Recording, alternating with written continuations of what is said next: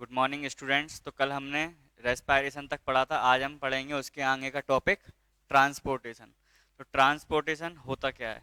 सबसे पहले कल का रिवाइज करें तो कल रेस्पिरेशन पढ़ा था। रेस्पिरेशन में क्या था? हमारे जो फूड, जो न्यूट्रिशन था, उससे हमको एनर्जी प्राप्त करनी थी।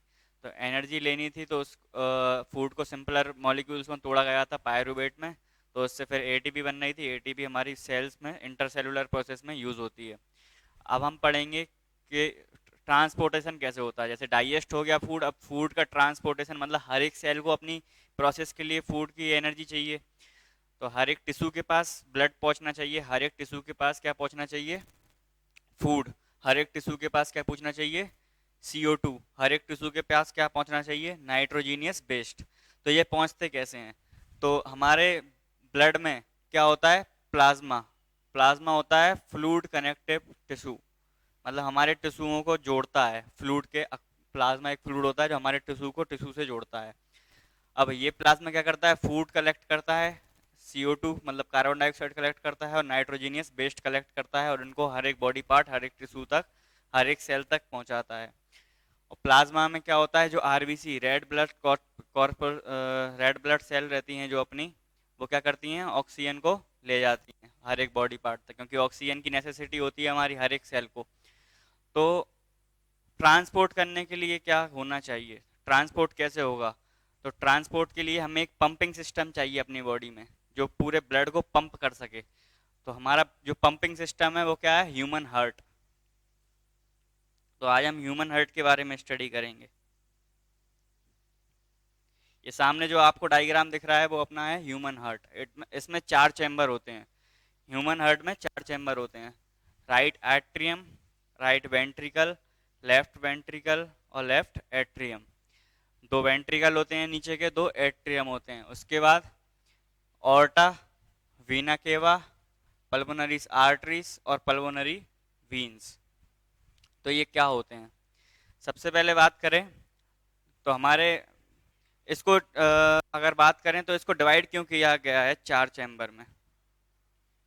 इस पूरे हार्ट को एक चैम्बर भी हो सकता था, ये 2 चैम्बर भी हो सकता है, लेकिन 4 चैम्बर ही क्यों रखा गया? इसको इसलिए रखा गया क्योंकि हमारे बॉडी में 2 टाइप्स के ब्लड होते हैं, एक ऑक्सीजनेटेड और डीऑक्सीजनेटेड। मतलब एक में ऑक्सीजन होती है और एक में कार्बन डाइऑक्साइड होती है। तो आपस में ब्लड मिक्स ना हो सके इसलिए इसको डिवाइड किया गया। और जो डिवाइड करते हैं उस ये वाली बॉल डिवाइड कर रही है, इस बॉल को क्या बोलते हैं? सेप्टम। अब आगे क्या होता है कि कैसे डीऑक्सीजनेटेड ब्लड आता है और कहाँ जाता है, ऑक्सीजनेटेड ब्लड कहाँ से आता है और कहाँ जाता है, इसकी स्टडी करेंगे। तो सबसे पहले ब्लड आता है राइट एट्रियम में। राइट एट्रियम में कहाँ से ब्लड आएगा? लंग्स से आएगा, लंग्स से ऑक्सीजन लेके आएगा ब्लड, राइट एट्रियम में आता है। अब राइट एट्रियम क्या करता है? कॉन्ट्रैक्ट होता है, मतलब सिकुड़ता है। जैसे बैलून की बात करें, बैलून में पानी भरा होगा तो अपन जब उसको दबाएंगे तो वो सिकुड़ेगा तो पानी आगे जाएगा। तो ऐसे ही इसका ये सिकुड़ेगा, फिर नीचे आएगा लेफ्ट वेंट्रिकल में। लेफ्ट वेंट्रिकल में आएगा, फिर लेफ्ट वेंट्रिकल सिकुड़ेगा तो ये यहाँ से निकल जाएगा ऑर्टा के थ्रू। तो ये था ऑक्सीजनेटेड ब्लड। अब ऑर्टा क्या करेगा? ऑक्सीजनेटेड ब्लड को हर एक बॉडी पार्ट में सप्लाई करेगा।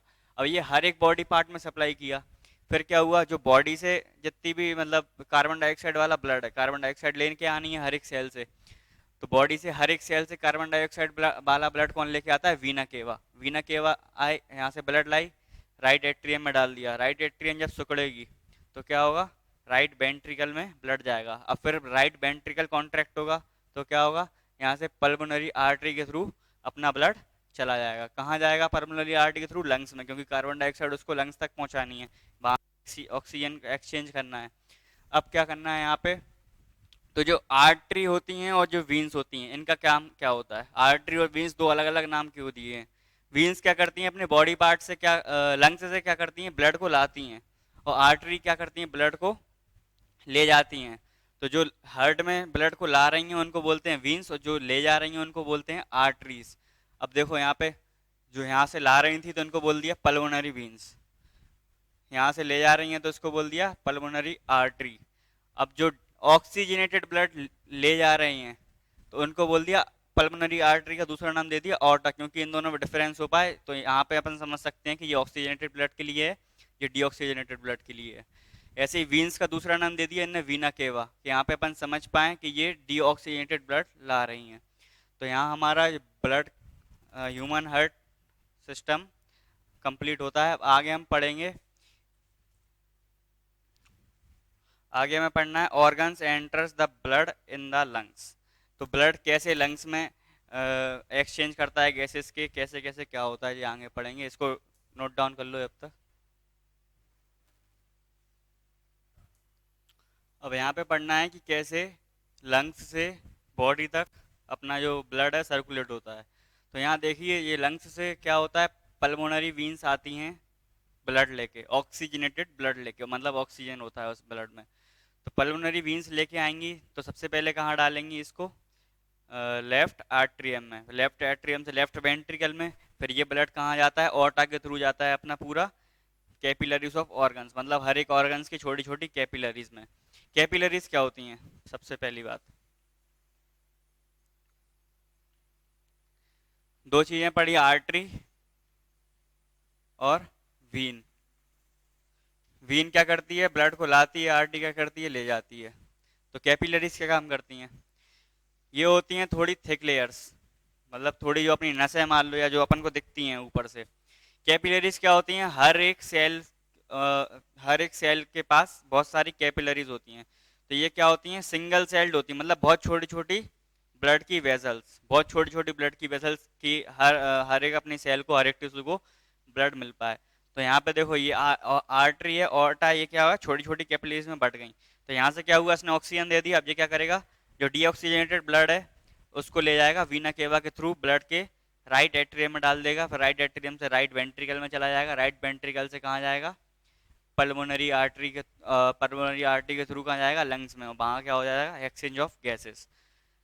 अब क्या देखना है यहाँ पे, कि ये ब्लड आ तो इस डायरेक्शन में रहा है, तो ये वापस फ्लो क्यों नहीं होता, कभी कभी ऐसा हुआ है कि ये वापस फ्लो हो जाए। तो यहाँ पे वेल्व लगे रहते हैं। तो वेल्व क्या काम करते हैं, वेल्व डायरेक्शन को चेंज नहीं करते, मतलब ब्लड अगर एक डायरेक्शन में आ रहा है तो वो वापस जा नहीं सकता। ढक्कन टाइप का लगा होता है, मतलब अगर ब्लड आएगा तो वो ऐसा खुल जाएगा, लेकिन ऊपर जा नहीं पाएगा ब्लड। तो इसको, ये हो गया अपना। अब इसके बाद पढ़ेंगे अपन ब्लड प्रेशर। इसको नोट डाउन कर लो, हम ब्लड प्रेशर पढ़ाते हैं। तो अब हम पढ़ते हैं ब्लड प्रेशर। ब्लड प्रेशर क्या होता है, नाम से ही समझ में आ रहा है, ब्लड का प्रेशर। तो ब्लड किस पे प्रेशर लगाएगा, अभी हमने बताया था नीचे के दो चैम्बर होते हैं, उनसे ही, मतलब ऊपर से तो आता है ब्लड, लेकिन जाता कहाँ से है, नीचे के दो चैम्बर से। जब नीचे के दो चैम्बर क्या करेंगे, कॉन्ट्रैक्ट करेंगे, तो ब्लड प्रेशर लगेगा। ब्लड का प्रेशर किस पे लगेगा, आर्टरीज पे, और आर्टरीज पे लगेगा, क्योंकि वीन्स तो ला रही थी। इन दोनों चैम्बर में अगर बात करें तो वीन्स तो ला रही थी, लेकिन ले जा कौन रहा था ब्लड, ये दोनों चैम्बर। तो ये दोनों चैम्बर होते हैं वेंट्रिकल, लेफ्ट वेंट्रिकल और राइट वेंट्रिकल। तो प्रेशर जो आर्टरीज पे लगाएंगे कौन, वेंट्रिकल लगाएंगे। तो जब कॉन्ट्रैक्शन के समय वेंट्रिकल सिस्टोल होता है, मतलब कॉन्ट्रैक्शन, जब वेंट्रिकल का कॉन्ट्रैक्शन होता है मतलब वेंट्रिकल सिकुड़ती हैं, तो आर्टरीज पे जो प्रेशर लगता है उसको बोलते हैं वेंट्रिकल सिस्टोल, इसी को बोलते हैं सिस्टोलिक प्रेशर। और जब वेंट्रिकल रिलैक्स होती हैं, मतलब अपनी पोजीशन में वापस आती हैं, तो उसको बोलते हैं वेंट्रिकल डायस्टोल, इसको बोलते हैं रिलैक्सेशन, मतलब डायस्टोलिक प्रेशर। तो दो प्रेशर होते हैं, एक सिस्टोलिक प्रेशर, एक डायस्टोलिक प्रेशर। तो जो नॉर्मल सिस्टोलिक प्रेशर होना चाहिए,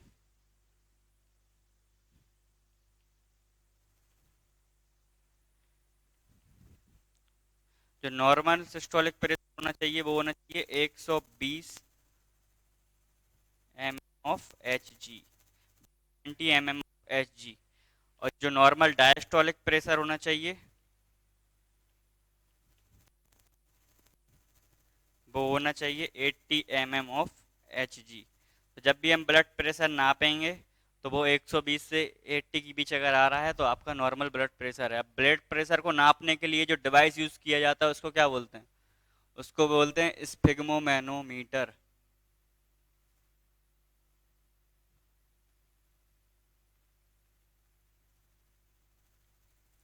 ब्लड प्रेशर को नापने के लिए जो डिवाइस यूज किया जाता है उसको बोलते हैं स्फिग्मोमैनोमीटर।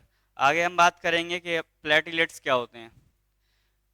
एक तो हो गया आरबीसी, ब्लड के प्लाज्मा के अंदर तीन चीजें होती हैं, आरबीसी, डब्ल्यूबीसी और प्लेटिलेट्स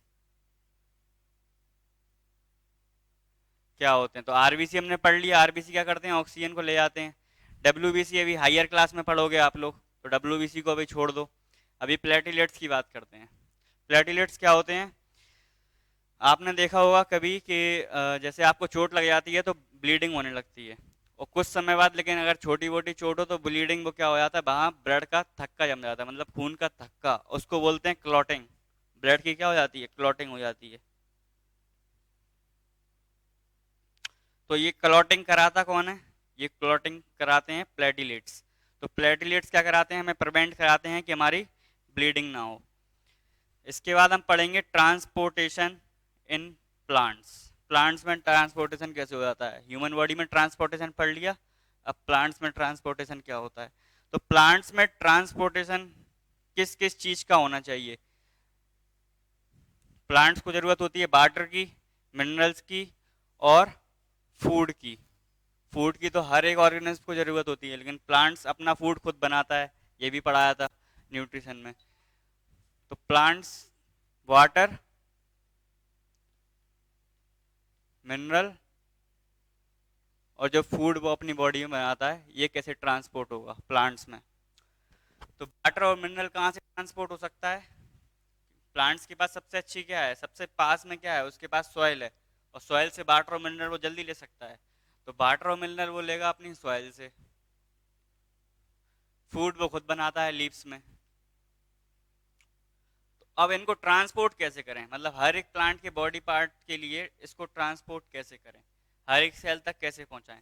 तो जैसा कि आपकी बुक में दिया गया है कि प्लांट की ज़्यादातर सेल, मोस्टली सेल्स क्या होती हैं? डेड होती हैं। तो प्लांट को ज़्यादा ज़रूरत नहीं होती ट्रांसपोर्टेशन को तेज रखने के लिए। जैसे ह्यूमन बॉडी को ज़्यादा ज़रूरत थी, ट्रांसपोर्टेशन तेज होना चाहिए, इसलिए हमारा जो ह्यूमन हार्ट है वो 1 मिनट में 72 बार धड़कता है। लेकिन इसको प्लांट्स को इतनी ज़रूरत नहीं होती कि वो जल्दी जल्दी ट्रांसपोर्ट करे।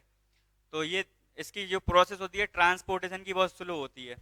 अब ये देखना है कि ये सॉइल से जो ट्रांसपोर्ट करता है वाटर और मिनरल, इसके लिए कौन से ऑर्गन्स हैं उसके पास, और फूड लीव्स से जो ट्रांसपोर्ट करता है पूरी बॉडी को, इसके लिए कौन से ऑर्गन्स हैं? तो सॉइल से जो ट्रांसफर करता है इसके लिए है उसके पास जाइलम ट्यूब। तो वाटर और मिनरल्स को पूरे प्लांट तक कौन पहुंचाता है? Xylem tube. और जो लीव्स से फूड को ट्रांसफर करता है उसके लिए है फ्लोएम, फ्लोएम ट्यूब। अब अगर जाइलम ट्यूब की बात करें, तो प्लांट से जब प्लांट क्या करेगा, उसकी जो रूट्स हैं अगर सॉइल से वाटर और मिनरल एब्जॉर्ब करेंगे तो वहाँ होगी डिफ्यूजन की प्रोसेस। लेकिन प्लांट्स बहुत हाइयर हाइयर भी होते हैं, बहुत लंबे लंबे होते हैं, टॉलेट्स टॉलेट्स, तो डिफ्यूजन की प्रोसेस से काम नहीं चलेगा कि प्लांट अपने ऊपर तक हर एक पार्ट तक अपना ये वाटर और मिनरल्स प्रोवाइड करा सके। तो इसमें एक दूसरी प्रोसेस भी रहती है। एक तो हो गई डिफ्यूजन, एक डिफ्यूजन की प्रोसेस से इसने ट्रांसपोर्टेशन कर दिया। इसमें एक दूसरी प्रोसेस होती है सक्शन, ड्यू टू इवापोरेशन।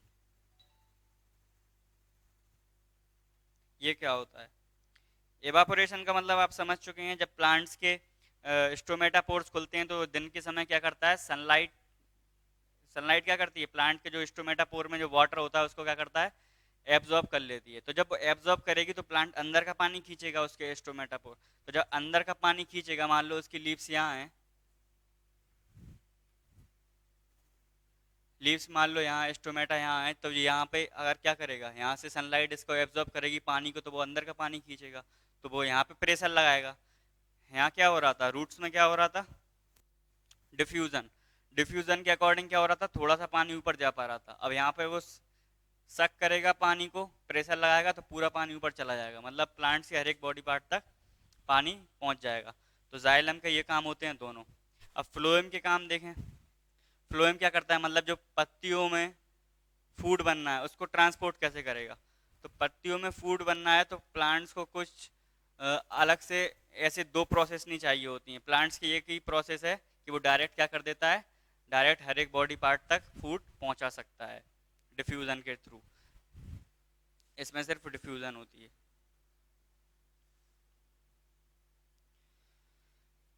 अब सक्शन की बात करें अगर हम, तो ये सनलाइट की प्रेजेंस में हो रहा है। मतलब अगर सनलाइट क्या करेगी, एब्जॉर्ब करेगी वाटर को, तभी ये होगा। तो रात के समय क्या होगा, रात के समय ये वाली प्रोसेस हो नहीं पाएगी। तो रात के समय क्या होगा, फूड कैसे ट्रांसफर होगा पूरे ऊपर बॉडी पार्ट तक। तो रात के समय क्या होता है, ये वाला जो डिफ्यूजन प्रोसेस रहती है ये थोड़ी हाई रेट से होती है। तो यहाँ पे अपना ट्रांसपोर्टेशन ऑन इन प्लांट्स खत्म हुआ। कल हम पढ़ेंगे एक्सक्रीशन।